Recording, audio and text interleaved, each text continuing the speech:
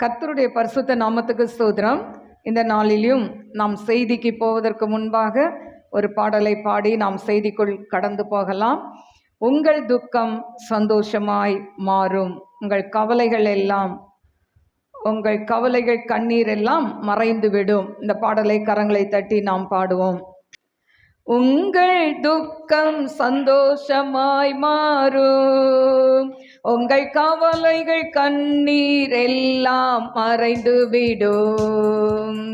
உங்கள் துக்கம் சந்தோஷமாய் மாறும், உங்கள் கவலைகள் கண்ணீர் எல்லாம் மறைந்து விடும். கலங்காதே மகனே, கலங்காதே மகளே, கலங்காதே மகனே, கலங்காதே மகளே. கடந்ததை நினைத்து கலங்காதே, நடந்ததை மறந்துவிடு. கடந்ததை நினைத்து கலங்காதே, நடந்ததை மறந்துவிடு. கர்த்தர் புதியன செய்திடுவார், இன்றே நீ காண்பாய். கர்த்தர் புதியன செய்திடுவார், இன்றே நீ காண்பாய். கலங்கிடவே வேண்டாம், கலங்கிடவே வேண்டாம். இயேசு கைவிட மாட்டார், என் இயேசு கைவிட மாட்டார். நொறுங்குண்ட இதயம் தேற்றுகிறார், உடைந்த உள்ளம் தாங்குகிறார். நொறுங்குண்ட இதயம் தேற்றுகிறார், உடைந்த உள்ளம் தாங்குகிறார். காயங்கள் அனைத்தையும் கட்டுகிறார், கண்ணீர் துடைக்கிறார். காயங்கள் அனைத்தையும் கட்டுகிறார், கண்ணீர் துடைக்கிறார். உன் கண்ணீர் துடைக்கிறார். கலங்கிடவே வேண்டாம், கலங்கிடவே வேண்டாம். என் இயேசு கைவிட மாட்டார், என் இயேசு கைவிட மாட்டார். ராணிக்கு மேலாக சோதிக்கப்பட ஒரு நாளும் விடமாட்டார். ராணிக்கு மேலாக சோதிக்கப்பட ஒரு நாளும் விடமாட்டார். தாங்கிடும் பலன் தருவார், தப்பி செல்ல வழி செய்வார்.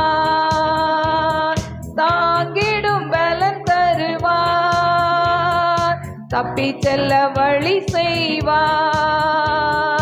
தப்பி செல்ல வழி செய்வார், நீ தப்பி செல்ல வழி செய்வார். கலங்கிடவே வேண்டாம், கலங்கிடவே வேண்டாம். என் இயேசு கைவிட மாட்டார், என் இயேசு கைவிட மாட்டார். உங்கள் துக்கம் சந்தோஷமாய் மாறும், சொல்லுவோமா? உங்கள் கவலைகள் எண்ணி எல்லாம் மறைந்து விடும். உங்கள் துக்கம் சந்தோஷமாய் மாறும், உங்கள் கவலைகள் கண்ணி எல்லாம் மறைந்து விடும். கலங்காதே மகனே, கலங்காதே மகளே, கலங்காதே மகனே, கலங்காதே மகளே. என் இயேசு கைவிட மாட்டார், என் இயேசு கைவிட மாட்டார். ஸ்தோத்திரிக்கிறேன் ஆண்டவரே, மகா பரிசுத்தமுள்ள நல்ல தகப்பனே, உமக்கு கோடி கோடி ஸ்தோத்திரங்களை ஏறெடுக்கிறேன் அப்பா. இந்த சாயங்கால வேலைக்காய் நன்றி சொல்லி துதிக்கிறேன் ஆண்டவரே. அப்பா, இங்க வந்திருக்கிற ஒவ்வொரு பிள்ளைகளையும் நீர் கண்ணோக்கி பாருங்க ஏசப்பா. யூடியூப் மூலம் இதை கேட்கிற உம்முடைய பிள்ளைகளோடு நீர் பேசும் ஆண்டவரே. அப்பா, நீர் பேசுகிற தேவன் ஆண்டவரே, நீர் ஜீவனுள்ள தேவன் ஆண்டவரே. இதோ ஆண்டவரே, இந்த நேரத்திலும் அப்பா கலக்கத்தோடு கண்ணீரோடு ஆண்டவரே, வேதனையோடு கூட அங்கலாய்ப்போடு கூட வந்து அமர்ந்திருக்கிற உம்முடைய பிள்ளைகளை கண்ணோக்கி பாருங்க ஏசப்பா. ஆண்டவரே, உமக்கு ஸ்தோத்திரிக்கிறேன், துதிக்கிறேன் ஆண்டவரே. மனுஷன் முகத்தை பார்க்கிறான், என் தேவனோ இருதயத்தை பார்க்கிற தேவன் ஆண்டவரே. ஏசப்பா, வந்திருக்கிற ஒவ்வொரு பிள்ளைகளுடைய இருதயத்தில் உள்ள ஆண்டவரே இந்த பாரங்கள், துக்கங்கள், வேதனைகள் ஆண்டவரே நீர் எடுத்து போட வேண்டுமாறு ஜெபிக்கிறேன் ஆண்டவரே. ரியா கமன் ஷல் பி ஹோ த நை கவோரியா மே கம் பி ஹோ த ரை கமன் ஷல் ஒரு பே கரபா. பலவிதமான பிரச்சனைகளை நினைத்து, பலவிதமான காரியங்களை நினைத்து அப்பா கலங்கி தவிக்கிற உம்முடைய அன்பு உள்ளங்களை கண்ணோக்கி பாருங்க ஏசப்பா. ரியா ஷல் பி ஹோ த ரை ரியா கந்தரோலர் பே கரபா உரிபி கரபா தீரபா கரபா உரிபி கரபா. சொந்து போகாதே, நான் உன்னோடு கூட இருக்கிறவர் பெரியவர் அல்லவா. ரியா தோமே அசப்லிஹோதனை கரபா உரிபி கரபா. உன் திராணிக்கு மிஞ்சி அவர் சோதிக்கிற தேவன் அல்ல. ரியா ஷல்பிஹோதனை கரபா. அப்பா, எத்தனை நாட்கள் அப்பா, எத்தனை வருடங்கள் அப்பா ஆண்டவரே இந்த பிரச்சனையோடு கடந்து போவது என்று சொல்லி கூட கேள்விக்குறியோடு நீ இந்த இடத்தில் அமர்ந்திருக்கலாம். Riya ஷல்பிஹோதனை கரபா உரிபி come தியாரபோலானி me கரபா. யாருக்கும் தெரியாமல் இரவு நேரத்தில் யாருமே பார்க்கலன்னு சொல்லி நீ வடிக்கிற கண்ணீரை என் கர்த்தர் பார்க்கிறார். ரியா ஷல்பிஹோதனை கரபா. மற்றவர்களுக்கு முன்பாக நீ சிரித்த முகத்தோடு கடந்து வருகிற, ஆனால் உன் உள்ளம் அழுது கொண்டு இருக்கிறது.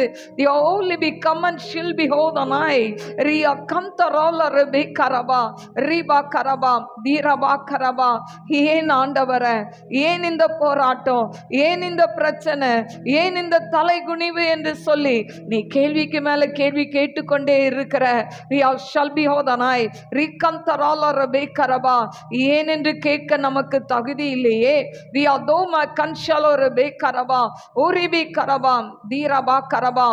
நாட்கள் வரும், உன் சூழ்நிலைகள் மாறும், உன் சூழ்நிலைகள் மாறும். உன்னை அழைத்தவர் நான் உண்மையுள்ளவா.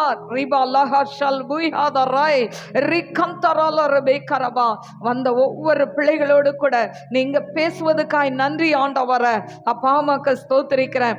அடிமை சிலுவைக்குள் மறைத்து நீங்க பேசுங்க டாடி. ஒரு மனுஷனுடைய சத்தத்தை அல்ல, தேவ சத்தத்தை உடைய பிள்ளைகள் கேட்கட்டும், நாம மகிமைப்படட்டும். இயேசுவின் நாமத்தில் கேட்கிறேன் பிதாவே, ஆமென். இந்த நாளிலும் இந்த நாளில் வந்திருக்கிற உங்கள் அனைவருக்கும், யூடியூப் மூலம் இதை பார்த்து கொண்டு இருக்கிற ஒவ்வொரு பிள்ளைகளுக்கும் ஆண்டவராகிய இயேசு கிறிஸ்து நாமத்தில் என் அன்பின் வாழ்த்துதலை தெரிவித்துக் கொள்கிறேன். இந்த நாளிலும் உங்கள் விருப்பத்தை நிறைவேற்றும் தேவன் என்கிற தலைப்பில் நாம் செய்தியை பார்க்கலாம். வாசிப்போம். நீதிமொழிகள் 13:12. நெடுங்காலமாய் காத்திருத்தல் இருதயத்தை இளைக்க பண்ணும், விரும்பினது வரும்போதோ ஜீவ விருட்சம் போல இருக்கும்.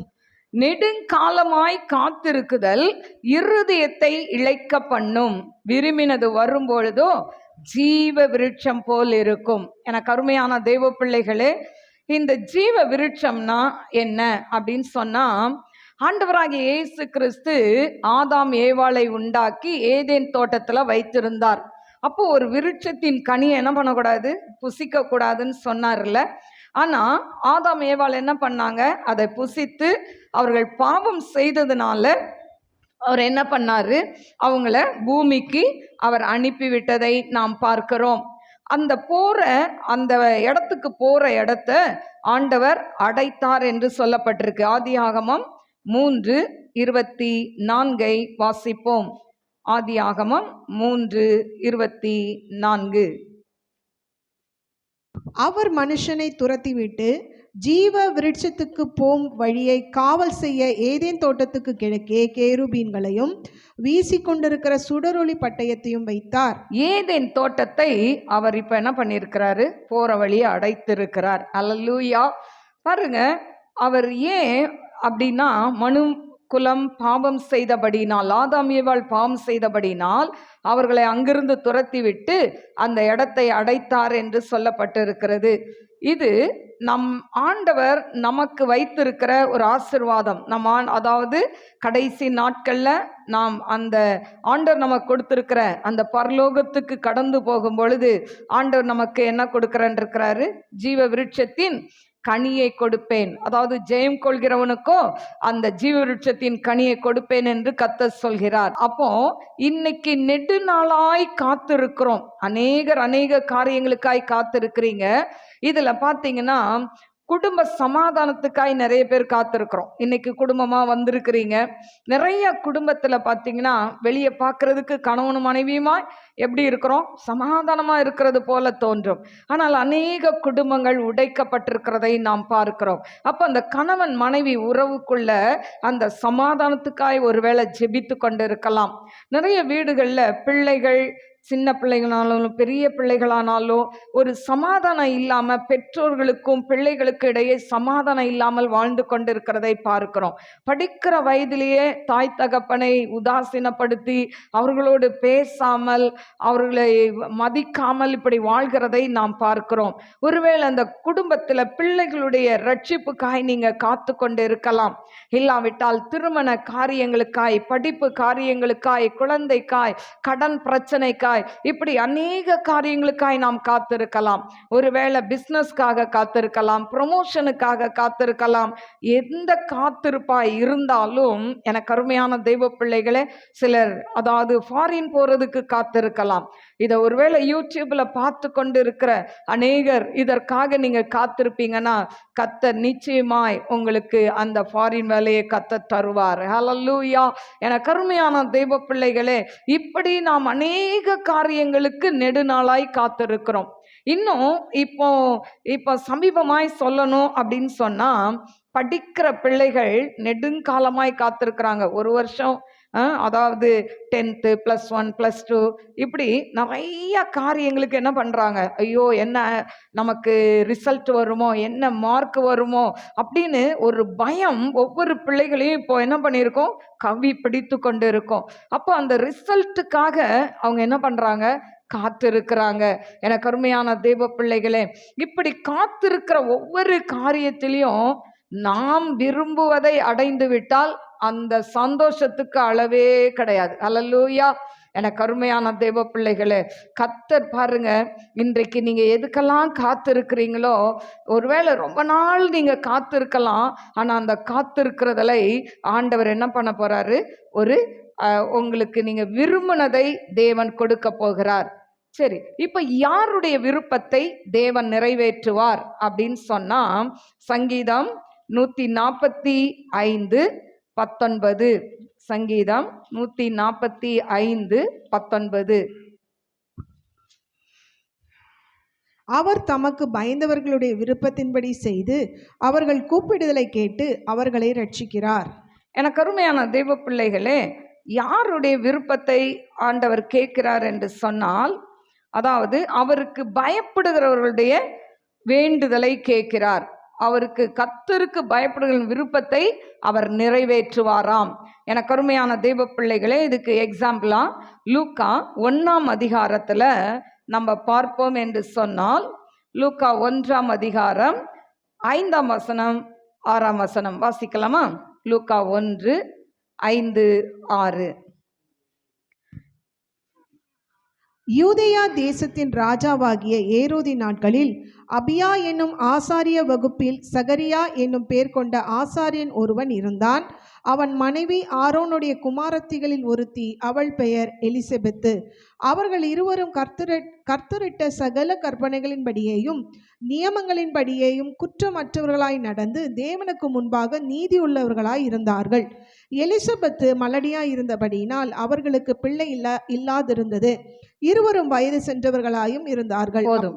எனக்கு அருமையான தெய்வ பிள்ளைகளே, இதுல பாத்தீங்கன்னா எலிசபெத்துடைய காரியத்தை சொல்லப்பட்டு இருக்கிறது. ஒரு ஆசாரியன் ஒருவன் இருந்தான், சகரியா. எலிசபெத்துக்கு நீண்ட நாள் குழந்தை இல்லை. ஆனா அவங்க எப்படிப்பட்டவர்களாம்? அவர்கள் இருவரும் கர்த்தரிட்ட சகல கற்பனைகளின்படியையும் நியமங்களின்படியையும் குற்றமற்றவர்களாய் நடந்து தேவனுக்கு முன்பாக நீதி உள்ளவர்களாய் இருந்தார்கள். அதுதான் நான் சொன்னேன், கர்த்தருக்கு பயப்படுகிறவர்களுக்கு அவர்கள் விருப்பத்தை, மன விருப்பத்தை நிறைவேற்றுவார்.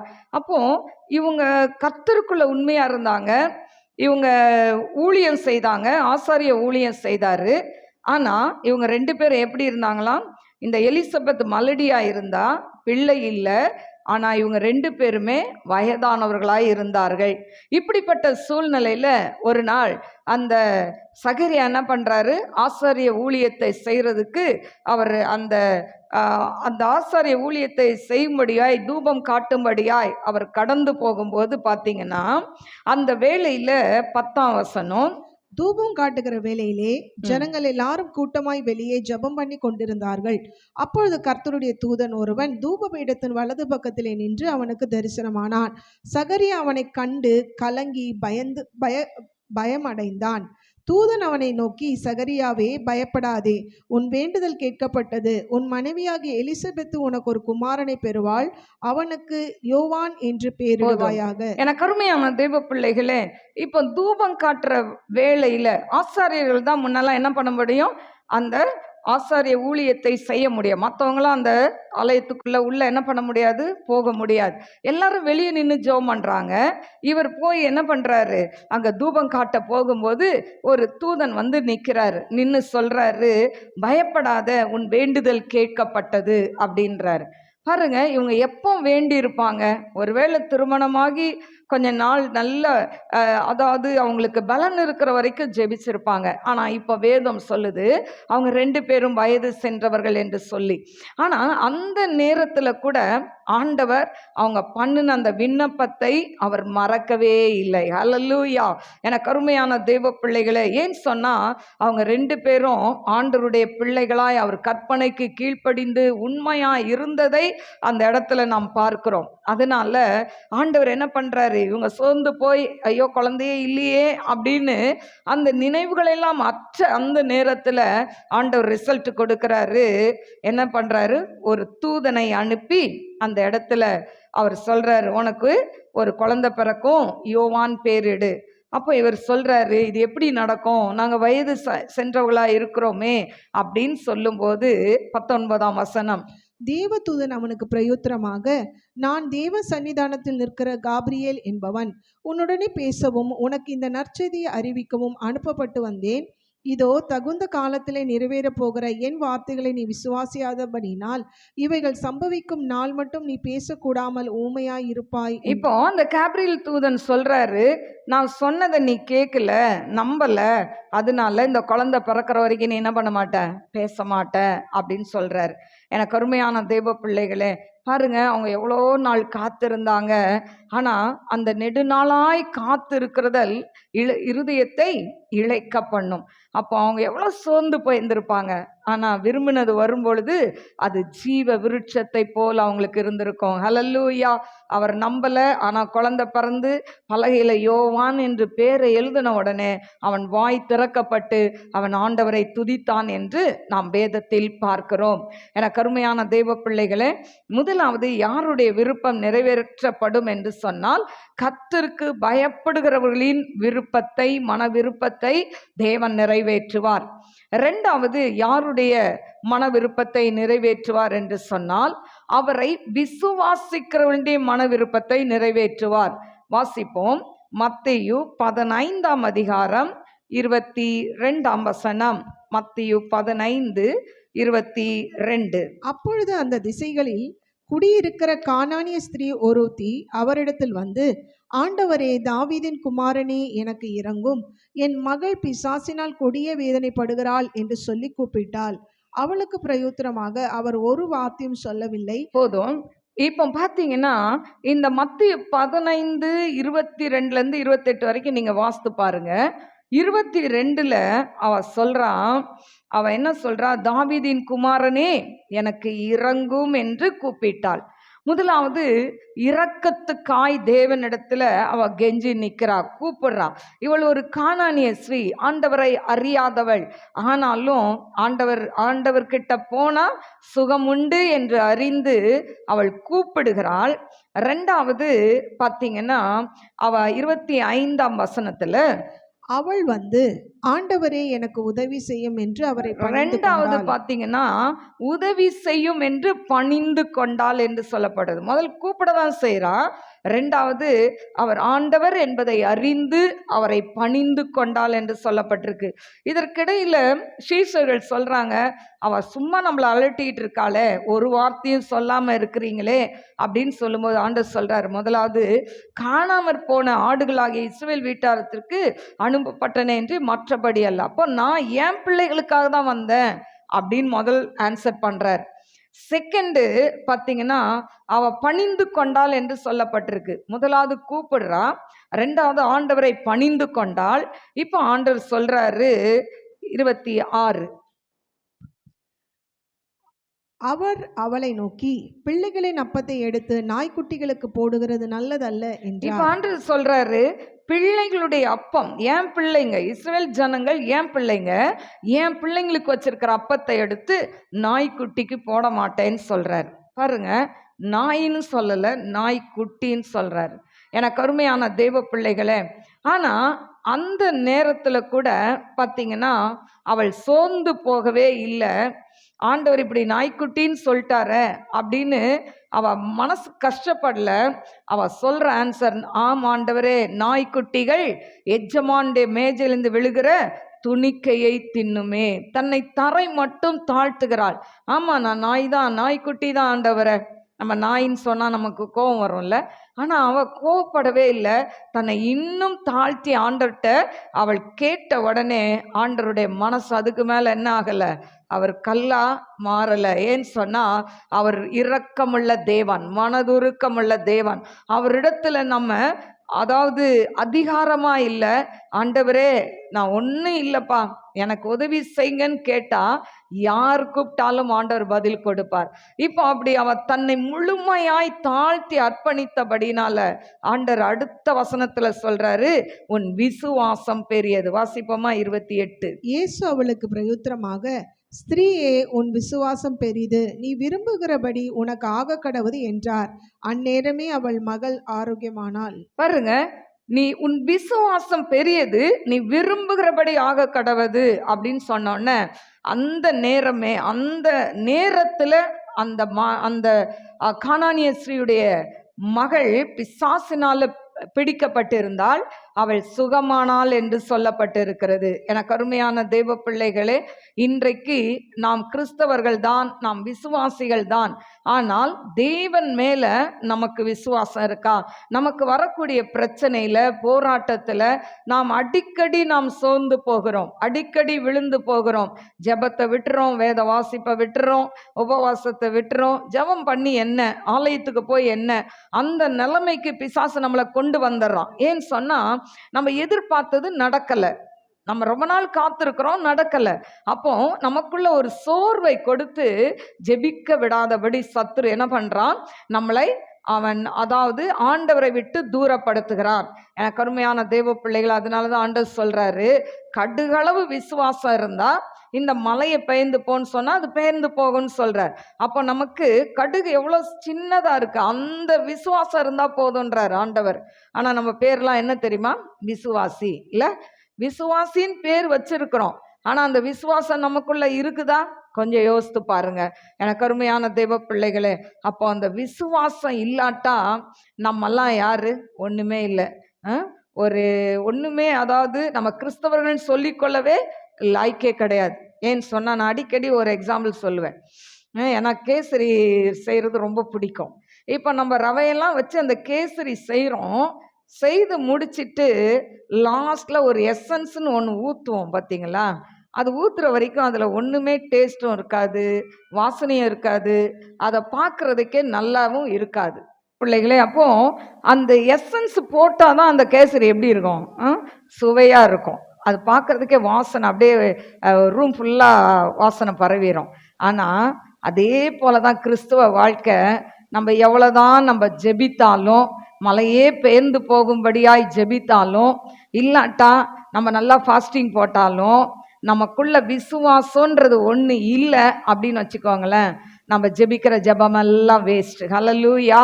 எனக்கு அருமையான தேவ பிள்ளைகளே, அதனால கடுகளவாது ஆண்டவரை விசுவாசிங்க. கடுகளவாது விசுவாசிச்சிங்கன்னா ஆண்டவர் உங்க வாழ்க்கையில மலை போல இருக்கிற பிரச்சனைய பனியை போல மாற்றுவார். அல்லேலூயா. இன்னொரு ஒரு காரியம், அடுத்தது யாருடைய விருப்பத்தை தேவன் நிறைவேற்றுவார் அப்படின்னு சொன்னா, கர்த்தருடைய கட்டளைக்கு கீழ்ப்படுகிறவர்களுடைய மன விருப்பத்தை நிறைவேற்றுவார். யாரெல்லாம் ஒரு கட்டளைக்கு கீழ்ப்படுகிறாங்களோ, 10 கட்டளை இருக்கு, இன்னும் வேதத்துல என்னென்ன சொல்லியிருக்கோ அத்தனைக்கும் கீழ்ப்படிஞ்சு அந்த வேதத்தின்படி நடக்கிறவர்களுக்கு தேவன் மன விருப்பத்தை நிறைவேற்றுவார். நம்ம இஷ்டத்துக்கு எதையாவது நம்ம உலகப்புறமா எதையாவது கேட்டு வாஞ்சித்து இதை கொடுங்க ஆண்டவரே அதை கொடுங்க ஆண்டவரேனா கொடுக்க மாட்டார். அவர் கட்டளைக்கு கீழ்ப்படியணும். முதல் சொன்ன கர்த்தருக்கு பயப்படுகிறவர் கூப்பிட்டா ஆண்டவர் பயந்து நடந்தா அவங்க மன விருப்பத்தை நிறைவேற்றுவார். 2வது பாயிண்ட் என்ன சொன்ன, விசுவாசித்தா ஆண்டவர் என்ன பண்ணுவார், நம்ம மன விருப்பத்தை நிறைவேற்றுவார். 3வது கீழ்ப்படிந்தா மன விருப்பத்தை நிறைவேற்றுவார். 1 ராஜாக்கள் 3ஆம் அதிகாரம் 3ஆம் வசனம். 1 ராஜாக்கள் 3:3. சாலமோன் கர்த்தரிடத்தில் அன்பு கூர்ந்து தன் தகப்பனாகிய தாவீதின் கட்டளைகளில் நடந்தான். ஆனாலும் அவன் மேடைகளிலே பலியிட்டு தூபம் காட்டி வந்தான். அப்படியே ராஜா பலியிட கிபியோனுக்கு போனான். அது பெரிய மேடையா இருந்தது. அந்த பலிபீடத்தின் மேல் சாலமோன் 1000 சர்வாங்க தகன பலிகளை செலுத்தினான். கிபியோனிலே கர்த்தர் சாலமோனுக்கு ராத்திரியில் சொப்பனத்திலே தரிசனமாகி, நீ விரும்புகிறதை என்னிடத்தில் கேள் என்று தேவன் சொன்னார். எனக்கு அருமையான தேவ பிள்ளைகளே, சாலமோன் இடத்துல ஆண்டவர் பேசுறார். இந்த சாலமோன் தாவீதுடைய மகன். ஆனா இந்த சாலமோன் கர்த்தரிடத்தில் அன்பு கூர்ந்து அவங்க அப்பாவை போலவே ஆண்டவருடைய கட்டளைக்கு அவன் கீழ்ப்படிந்து நடந்ததுனால அவன் என்ன பண்றானா, 1000 சர்வாங்க தகன பலி. அந்த நாட்கள்லாம் என்ன பலிபீடம் கட்டி பலி செலுத்துற வழக்கம் பழைய ஏற்பாட்டு காலத்துல. பழைய ஏற்பாட்டு காலத்துல பலி செலுத்துவாங்க. புதிய ஏற்பாட்டு காலத்துல ஸ்தோத்திர பலி, இருதயமாகிய உதடுகளின் கனியாகிய ஸ்தோத்திர பலியை செலுத்தணும்னு பைபிள்ல இருக்கு. ஏன்னா புதிய ஏற்பாட்டுல பலியெல்லாம் கிடையாது. எனக்கு அருமையான தெய்வ பிள்ளைகளே, இப்போ பலி செலுத்தி 1000 சர்வாங்க தகன பலிகளை செலுத்துறான். இப்படி செலுத்திட்டு அவன் ராத்திரியில தூங்கும் போது அவன் சொப்பனத்துல ஆண்டவர் பேசுறாரு, நீ விரும்புகிறதை என்னிடத்தில் கேள். இன்னைக்கு ராத்திரி உங்க கிட்ட வந்து ஆண்டவர் கேட்கிறாருன்னு வச்சுக்கோங்களேன், நீ விரும்புகிறதை என்னிடத்தில் கேள் அப்படின்னு கேட்டா நம்ம ஒரு பட்டியலே போட்டு கொடுத்துரும். ஏசப்பா இவ்வளவும் நான் விரும்புகிறேன் ஆண்டவரை, இவ்வளோத்தையும் கொடுத்துட்டீங்கன்னா சர்ச்சு பக்கமே போவானா ஆண்டவரை அப்படின்னு கேட்போம். ஆனால் சாலமோன் அப்படி கேட்கவே இல்லை. ஆண்டவர் கேட்டதுக்கு ஒரே வார்த்தையில் அவன் பதில் சொல்கிறான். அதாவது வாசிப்போமா? வாசி. இப்போதும் என் தேவனாகிய கர்த்தாவே, தேவரீர் உமது அடியேனை என் தகப்பனாகிய தாவீதின் ஸ்தானத்திலே ராஜாவாக்கினீரே. நானோ வென்றால் போக்கு வரவு அறியாத சிறு பிள்ளையாய் இருக்கிறேன். நீர் தெரிந்து கொண்டதும் ஏராளத்தினால் எண்ணிக்கைக்கு அடங்காததும் லக்கத்திற்கு உட்படாததுமான திரளான ஜனங்களாகிய உமது ஜனத்தின் நடுவில் அடியேன் இருக்கிறேன். ஆகையால் உமது ஜனங்களை நியாயம் விசாரிக்கவும் நன்மை தீமை இன்னதென்று வகையறுக்கவும் அடியேனுக்கு ஞானமுள்ள இருதயத்தை தந்தருளும். ஏராளமாய் இருக்கிற இந்த உமது ஜனங்களை நியாயம் விசாரிக்க யாராலே ஆகும் என்றார். பாருங்க, ஒன்னே ஒண்ணுதான் கேட்டான். நான் சின்ன பையனா இருக்கிறேன், எனக்கு இப்போ ராஜ பதவியை கொடுத்துருக்கிறீங்க, இந்த ஜனங்களையெல்லாம் எனக்கு ஆள தெரியாது, இவங்களை நடத்த தெரியாது, நான் போக்குவரவு அறியாத சிறு பிள்ளையா இருக்கிறேனே அப்படின்னு சொல்றான். அதனால இந்த ஜனங்களை நியாயம் விசாரிக்கிறதுக்கு, இவங்களுக்கு நியாயம் செய்யறதுக்கு, நன்மை தீமை என்னன்னு சொல்றதுக்கு எனக்கு என்ன வேணும், ஞானத்தை கொடுங்க அப்படின்னு கேட்டான். ஒன்னே ஒண்ணுதான் கேட்டான். எனக்கு அருமையான தேவ பிள்ளைகளே, இந்த ஜெபம் ஆண்டவருடைய பார்வைக்கு உகந்த விண்ணப்பமாய் இருந்ததாம். அடுத்த வசனத்துல சொல்லப்பட்டிருக்கு. அப்போ எனக்கு அருமையான தேவ பிள்ளைகளே, நம்மளுடைய ஜெபம் ஆண்டவருக்கு உகந்ததாய் இருக்கணும். அல்லேலூயா. அப்போ உகந்ததாய் இருந்தா உடனே ஆண்டவர் நம்ம விண்ணப்பத்துக்கு, நம்மளுடைய ஜெபத்துக்கு அவர் பதில் கொடுக்கிறவராய் இருக்கிறார். இப்படி அவன் ஆண்டவர்கிட்ட கேட்ட உடனே ஒன்னே ஒன்று கேட்குறான்ப்பா, ஞானத்தை கொடுங்க இந்த ஜனங்களை ஆள்றதுக்கு. உடனே ஆண்டவர் பார்க்குறாரு, பரவாயில்லையே இவ்வளோ நல்ல ஒரு மனசு இருக்குதே அப்படின்னு சொல்லி பார்த்தீங்கன்னா 11ஆம் வசனம். ஆகையினால் தேவன் அவனை நோக்கி, நீ உனக்கு நீடித்த நாட்களை கேளாமலும் ஐஸ்வர்யத்தை கேளாமலும் உன் சத்துருக்களின் பிராணனை கேளாமலும் நீ இந்த காரியத்தையே கேட்டு நியாயம் விசாரிக்கிறதற்கு ஏற்ற ஞானத்தை உனக்கு வேண்டிக் கொண்டபடியினால் உன் வார்த்தைகளின்படி செய்தேன். ஞானமும் உணர்வுள்ள இருதயத்தை உனக்கு தந்தேன்.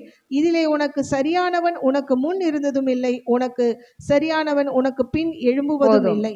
பாருங்க, ஆண்டவர் ஞானத்தை கொடுத்து ஆண்டவர் சொல்றாரு, நீ கேளாத ஐஸ்வர்யத்தை உனக்கு தந்தேன்னு சொல்றாரு. ஹல்லேலூயா. பாருங்க, ஆண்டவர் எவ்வளவு நல்லவர்ல. கேட்காததையும் கொடுக்கிறார். நம்ம ஒன்ன கேட்டா ஆண்டவர் என்ன பண்றாரு, கேட்காததை கொடுக்கிறார். அதுதான் நம்ம இந்த உலக பிரமானதையே கேட்டு கேட்டு ஆண்டர்கிட்ட தேஞ்ச ரெக்கார்டு கீரல் ரெக்கார்டு மாதிரி பேசிக்கிட்டே இருக்கிறோம் இல்ல. இதெல்லாம் இந்த உலகத்தோட அழிஞ்சு போகக்கூடியது. ஆனா நம்ம மேலானவைகளை நாட வேண்டும். மேலான காரியங்களை ஆண்டர்கிட்ட கேளுங்க. நான் ஊழியமே செய்யாம இருக்கும்போது என் குடும்பத்துல செய்வன பண்ணி என் குடும்பம் அதாவது என்ன பண்றதுன்னே வழி தெரியாம இருந்த அந்த சூழ்நிலையில எனக்காக ஜெபிக்கிறதுக்கு ஆள் கிடையாது. சிஎஸ்ஐ சர்ச்சுக்கு போனா ஆமேன் போட்டோன்னா முதல் ஆளாக வெளியே வருவேன். இப்படி தான் ஒரு சிச்சுவேஷனில் இருந்தேன். எனக்குன்னு ஜெபிக்கிறதுக்கு பாரம் எடுக்க ஆள் இல்லை. அப்படிப்பட்ட சூழ்நிலையில் நான் அந்தரங்கத்தில் தேவ சமூகத்தில் காத்திருந்து ஜெபிக்கும் பொழுது ஆண்டவர் அநேக வெளிப்பாடுகளை கொடுப்பார். இந்த வெளிப்பாடுகளை வைத்து வைத்து நான் ஜெபிப்பேன். அப்போ தான் ஆண்டவர்கிட்ட ஒரு நாள் சொன்னேன். ஏன்னு சொன்னால் நம்மளுடைய திராணிக்கு மிஞ்சி அவர் சோதிக்க மாட்டார். நான் ஆண்டவர்கிட்ட சொன்னேன்ப்பா, இதுக்கு மேலே எனக்கு திராணி இல்லை, எனக்கு இதை சமாளிக்க முடியல, எனக்கு ஒரு தீர்வு வேணும். அப்போ ஆண்டவர்கிட்ட சொன்னேன், எனக்கு இந்த செய்வன கட்டிலேருந்து விடுதலை கொடுத்தா இப்படிப்பட்ட ஜனங்களுக்கு நான் ஜெபிப்பேன், எனக்கு அந்த வரம் வேண்டும். அல்லேலூயா. ஆண்டவர்கிட்ட எப்படி வாங்கினேன் பாருங்க. ஊழியமே செய்யலை, ஊழியம் செய்வனும் தெரியாது. ஆனால் ஏன் அப்படி ஜெபம் பண்ணணும் எனக்கு தெரியல. ஆனால் அப்படி ஜெபம் பண்ண ஆண்டவர்கிட்ட பாருங்க. அப்படி ஜெபம் பண்ணி ஆண்டவர்கிட்ட அந்த கிஃப்டை வாங்கிக்கிட்டேன். அதுக்கு அடையாளமா முதல் என் குடும்பத்தில் இருக்க கட்டுகளை நீங்க உடைக்கணும் ஆண்டவரை. எனக்காக ஜெபிக்க ஆள் இல்லை, நீங்க அந்த குடும்பத்தில் இருக்க செய்வன கட்டுகளை உடைச்சி எனக்கு விடுதலை கொடுத்தா இப்படிப்பட்ட ஜனங்களுக்கு ஜெபிப்பேன். நான் கேட்டது ஒண்ணுதான். ஆனா ஆண்டவர் என் குடும்பத்தில் இந்த செய்வன கட்டுகளை உடைத்தார். அது மட்டுமல்ல, நான் என்னை ஊழியம் செய்ய வைத்தார். ஊழியம் செய்யும் முன்னால என் 2 பிள்ளைகளையும் ஆண்டவர் அபிஷேகித்தார். கர்த்தர் எவ்வளவு நல்லவர் பாருங்க. இன்ன வரைக்கும் அவர் ஊழியத்தில் அற்புதம் செய்து கொண்டே தான் இருக்கிறார். ஹல்லேலூயா.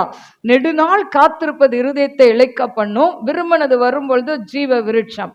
நெடுநாளா என்னுடைய மகனுடைய அதாவது அவன் ஊழியக்காரனாய் வர வேண்டும் என்று ஜெபித்தேன். யாருக்குமே தெரியாது. என் பழைய டைரி எடுத்து பார்த்தா தெரியும். ஒவ்வொரு 40 days ஃபாஸ்டிங்லேயும் உங்கள் பேரெல்லாம் எழுதி வச்சு ஜெபிக்கிற வேலை தான் எனக்கு. ஒவ்வொரு காரியம் எதெல்லாம் அவங்க கிட்டேருந்து வெளியே போகணும்னு நினைக்கிறேனோ அதை என் டைரியில் எழுதுவேன். ஏன்னு சொன்னால் வளர்ந்துட்ட பிறகு தோளுக்கு மிஞ்சினா தோழன்.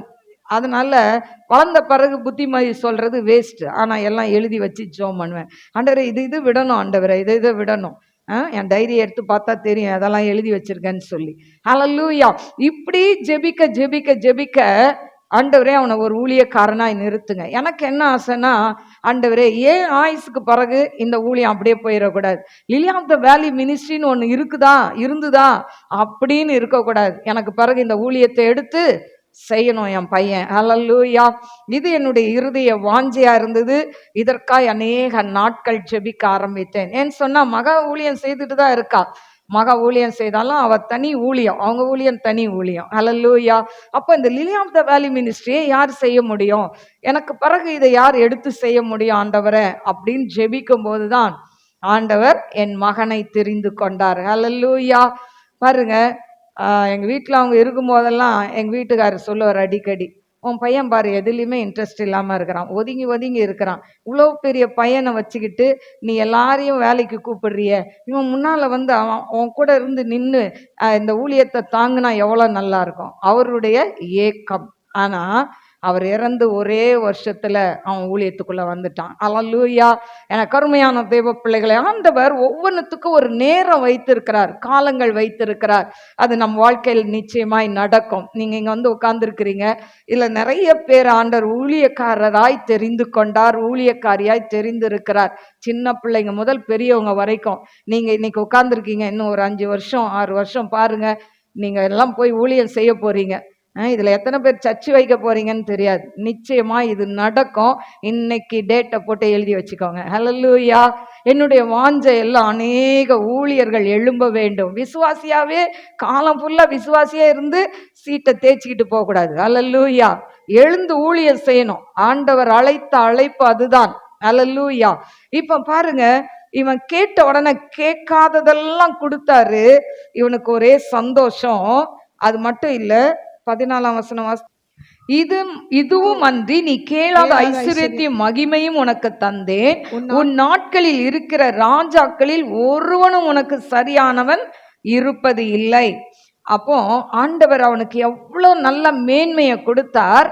அப்பதான் இவன் கிட்ட வந்து இவனுடைய ஞானத்துக்கு ஒரு டெஸ்ட் வருது. அதாவது இவனுக்கு அறிவு இருக்குதா இல்லையான்னு பார்க்கறதுக்கு உடனே ஒரு டெஸ்ட். பாருங்க, நம்ம எப்பவுமே ஆண்டவர் கொடுத்த கிஃப்டை நம்ம என்ன பண்ணணும், அதை பிரயோஜனப்படுத்தணும். இல்லைன்னா நம்ம கிட்ட இருக்கிறத எடுத்து அந்த பக்கம் கொடுத்துருவாரு. ஹல்லேலூயா. அதாவது மொர்தெகாய் சொன்னார், நீ இன்றைக்கு நீ ஜெபிக்காட்டா யூதர்களுக்கு ரட்சிப்பு வேறு இடத்திலிருந்து வரும்ன்றாரு எஸ்தரை பார்த்து.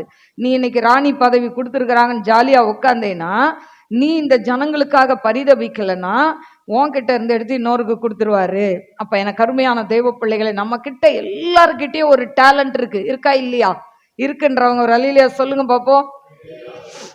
எங்க ஒரு கைய கூட காணுமே, நல்லா சொல்லுங்க. ஹல்லேலூயா. எல்லார்கிட்டயும் ஒரு டேலண்ட் இருக்கு. பாடுற தாளந்து இருக்கு, பேசுற தாளந்து இருக்கு. நல்ல கதை சொன்னா சில பேர் நல்லாவே சொல்லுவீங்க.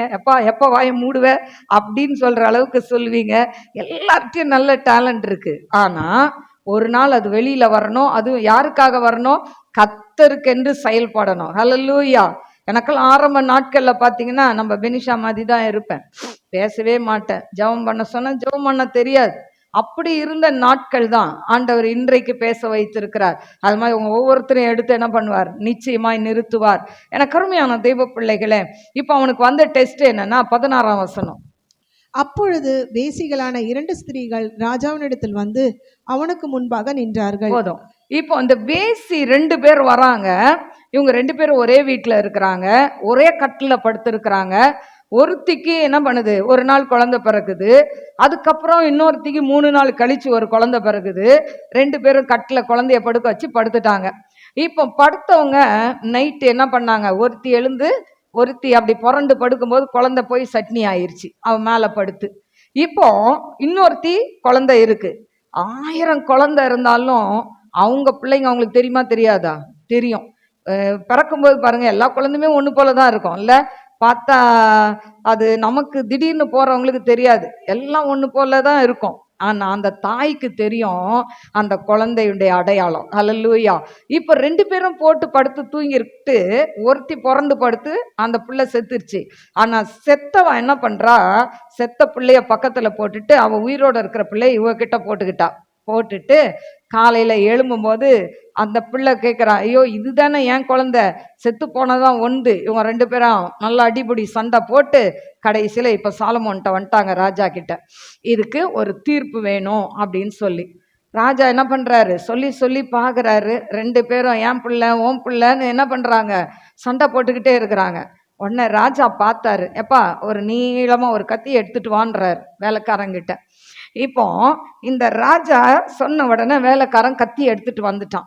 இப்போ அந்த கத்தி எடுத்துட்டு வந்த உடனே ராஜா சொல்றாரு, இதை 2 பிளந்துரு, ஆளுக்கு பாதி கொடுத்துருன்ட்டாரு. உடனே அந்த தாய், உண்மையான தாயின்டைய உள்ளம் பதறுது. வாசிப்போமா அந்த வசனம். அப்பொழுது உயிரோடு இருக்கிற பிள்ளையின் தாய் தன் பிள்ளைக்காக அவள் குடல் துடித்ததினால் ராஜாவை நோக்கி, ஐயோ என் ஆண்டவனே, உயிரோடு இருக்கிற பிள்ளையை கொல்ல வேண்டாம், அதை அவளுக்கே கொடுத்து விடும் என்றாள். மற்றவள், அது எனக்கும் வேண்டாம் உனக்கும் வேண்டாம், பிளந்து போடுங்கள் என்றாள். பாத்தீங்களா, உண்மையான தாயை எப்படி அவர் கண்டுபிடிக்கிறார்? அதுதான் சாலமோனுக்கு கொடுத்த ஞானம். அப்போ ரெண்டா பிளந்துருனோன்னு ஒருத்தி சொல்றா, ஐயோ வேணாம் வேணாம், அந்த பிள்ளை எங்கேயாவது வளர்ந்துட்டு போட்டோம், எனக்கு கூட வேணாம், அவளையே வச்சுக்கிட்டோம், ஆனா அந்த பிள்ளை வந்து பிளந்துராதீங்க அப்படின்றா. ஆனா இவ சொல்றா, உனக்கு வேணாம் எனக்கு வேணாம், ரெண்டா பிள்ளை. உடனே ராஜா சொன்னார், பார் நான் உண்மையான தாயை கண்டுபிடிச்சிட்டேன், ஃபர்ஸ்ட் அவ துடிச்சிட்டு சொன்னா பத்தியா, அவ தான் உண்மையான தாய் என்று சொல்லி அவளிடத்துல குழந்தைய கொடுத்து அனுப்பிடுறாரு. ஹல்லேலூயா. இதை பார்க்குறவங்க எல்லாரும் ஆச்சரியப்படுறாங்க. ஹல்லேலூயா. 26ஆம் வசனம். ராஜ் அப்பொழுது உயிரோடு இருக்கிற அப்பொழுது பிள்ளையின் ராஜா தாய் உயிரோடு இருக்கிற பிள்ளையை கொல்லாமல் அவளுக்கு கொடுத்து விடுங்கள், அவளே அதன் தாய் என்றான். ராஜா தீர்த்த இந்த நியாயத்தை இஸ்ரவேலர் எல்லாரும் கேள்விப்பட்டு நியாயம் விசாரிக்கிறதற்கு தேவன் அருளின ஞானம் ராஜாவுக்கு உண்டென்று கண்டு அவனுக்கு பயந்தார்கள். பாருங்க, பயந்தாங்க. பாரு, இந்த சாலமோனுக்கு எவ்வளவு ஞானம் இருக்குன்னு சொல்லி என்ன பண்றாங்க, பயப்படுறாங்க. என கருமையான தேவ பிள்ளைகளே, இன்னைக்கு ஆண்டவரை யாரெல்லாம் ஏற்றுக்கொண்டீங்களோ, உண்மையாய் ஆண்டவருக்கு கீழ்ப்படுகிறீங்களோ, அவங்களுக்கு எல்லாருக்குமே ஆண்டவர் என்ன கொடுக்கிறாரு, இதே சாலமோனுக்கு ஞானத்தை கொடுக்கிறார். நமக்கு ஒருவேளை படிப்பறிவு இல்லாம இருக்கலாம், பெரிய காலேஜ் எல்லாம் போய் பட்டம்லாம் எடுக்காம இருக்கலாம். ஆனா பட்டம் எடுக்காதவங்கெல்லாம், படிக்காதவங்கலாம் பைபிள் காலேஜ் இன்னைக்கு படிக்கிறாங்க. ஹல்லேலூயா. நீங்களாம் இன்னும் கொஞ்ச நாள்ல பட்டம் எடுக்க போறீங்க. ஹல்லேலூயா. கர்த்தர் எவ்வளவு நல்லவர்ல, இங்க வச்சே ஆண்டவர் சொல்லி கொடுக்க வச்சிருக்கிறாரு. ஹல்லேலூயா. அதனால யாரெல்லாம் படிக்கணும்னு விரும்புறீங்க, பைபிள் காலேஜ் படிக்கணும்னு விரும்புறீங்களோ அவங்களாம் என்ன பண்ணுங்க, கட்டாயம் அதுல பைபிள் காலேஜில் சேர்ந்து படியுங்க. கர்த்தர் உங்களை ஆசீர்வதிப்பார். அப்போ எனக்கு அருமையான தேவ பிள்ளைகளே, 3 காரியத்தை சொன்ன, நம் மன விருப்பத்தை தேவன் நிறைவேற்ற வேண்டும் என்று சொன்னால், ஒன்று என்ன சொன்ன, ஃபர்ஸ்ட் பாயிண்ட், கர்த்தருக்கு பயப்பட்டா என்ன வரும், நம் மன விருப்பத்தை நிறைவேற்றுவார். 2வது, விசுவாசித்தால் நம் மன விருப்பத்தை நிறைவேற்றுவார். 3வது, கட்டளைக்கு கீழ்ப்படிந்தால் நிறைவேற்றுவார். இதனுடைய தொடர்ச்சி டியூஸ்டேல மீதி பாதி மெசேஜை கொடுப்பேன். அதனால டியூஸ்டே வரவங்க அந்த மெசேஜில் கலந்து கொள்ள முடியும். ஹல்லேலூயா. கர்த்தர் உங்களை ஆசீர்வதிப்பார். கண்களை மூடி நாம் ஜெபிப்போமா. ஸ்தோத்திரிக்கிற ஆண்டவரே, மகா பரிசுத்தமுள்ள நல்ல தகப்பனே, நன்றியோடு ஸ்தோத்திரிக்கிற ராஜா, மன விருப்பத்தை நிறைவேற்றுவேன் என்று சொன்னீங்கப்பா. இதோ தகப்பனே, இந்த மாதத்துல உம்முடைய பிள்ளைகள் மனதுல எதையெல்லாம் நினைக்கிறாங்களோ, எதையெல்லாம் விரும்புறாங்களோ, ஏசப்பா அவங்க மன விருப்பத்தை நிறைவேற்றுங்கப்பா. நெடுநாள் காத்திருக்கிறது இருதயத்தை இழைக்க பண்ண விரும்பினது வரும்பொழுது ஜீவ விருட்சம் என்று சொன்னீங்களே ஏசப்பா, இவங்க விரும்பின காரியங்கள் வாய்க்கட்டும் ஆண்டவரே. இன்றைக்கு எதை எதிர்பார்த்து வந்தார்களோ ஏசப்பா, அந்த காரியம் இவர்களுக்கு வாய்க்கணும் டாடி. இயற்கைக்கு அப்பாற்பட்ட அற்புதங்களை செய்வீராக டாடி. ரீபா காபா ரபோ ரியா கரபா உரா பாக்கரபா தீபா லாக்கா ஷல்பி ஹோதா நைக்கரபா.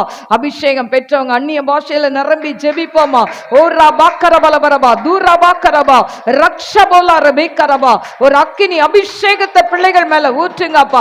ஒரு அக்கினி அபிஷேகத்தை ஊற்றுங்க ஆண்டவரே. ரிபா கரபௌரி ஆத்யாரபோலா ரபேக்கரபா ஊரிபி கரபா. வயது சென்ற சகரியா எலிசபெத்துக்கு ஒரு குழந்தையை கொடுக்க முடியும் என்று சொன்னார். அப்பா, நம்முடைய பிள்ளைகளுக்கு இதை கேட்டுக்கொண்டிருக்கிற அப்பா, இங்க வந்திருக்கிற நம்முடைய பிள்ளைகளுக்கு ஏசப்பா குழந்தை பாக்கியத்தை கட்டளையிடுவீராக ஆண்டவரே. எல்லா சாப கட்டுகள் முறியட்டும். ரியா தோலை கண் ஷபரபல ரிபா கரபா தூரா பாக்கரபா ஔரபா லிஹாதனை கரபா. சரியான வேலை இல்லாம கஷ்டப்பட்டு கொண்டிருக்கிற அப்பா, நம்முடைய பிள்ளைகளுக்கு நல்ல வேலையை கொடுப்பீராக டாடி. ஔரபா லிகா ராதி மாரபா லாகா ஷத ரபா ரபா கரபா. திருமணத்துக்காய் காத்திருக்கிற, குழந்தை பாக்கியத்துக்காய் காத்திருக்கிற ஆண்டவரே, ஒவ்வொரு பிள்ளைகளுக்கும் நீங்க அற்புதத்தை செய்யுங்கப்பா. ரிசல்ட்டுக்காய் காத்திருக்கிற பிள்ளைகளுக்கு அற்புதத்தை செய்யுங்க daddy. I come and shall be ஹோத நைஷால ரபா கரபா. ஆண்டவரே, உம்முடைய கிருபை உம்முடைய பிள்ளைகளை தாங்கட்டும் ஆண்டவரே. நாம மகிமைப்படட்டும். வந்த ஒவ்வொருத்தரையும் ஆசீர்வதிங்க. அவங்கள பொருளாதாரத்துல உயர்த்துங்க டாடி. பொருளாதாரத்துல உம்முடைய பிள்ளைகளை உயர்த்துங்க டாடி. அப்பா, உம்முடைய கிருபை உம்முடைய பிள்ளைகளை சூழ்ந்து கொள்ளட்டும் என்று ஜெபிக்கிறேன். ஆவியாண்ட கரத்துல தாழ்த்தி ஒப்பு கொடுக்கிறேன். இயேசுவின் நாமத்தில் கேட்கிறேன் பிதாவே. ஆமென். God bless you. God bless you.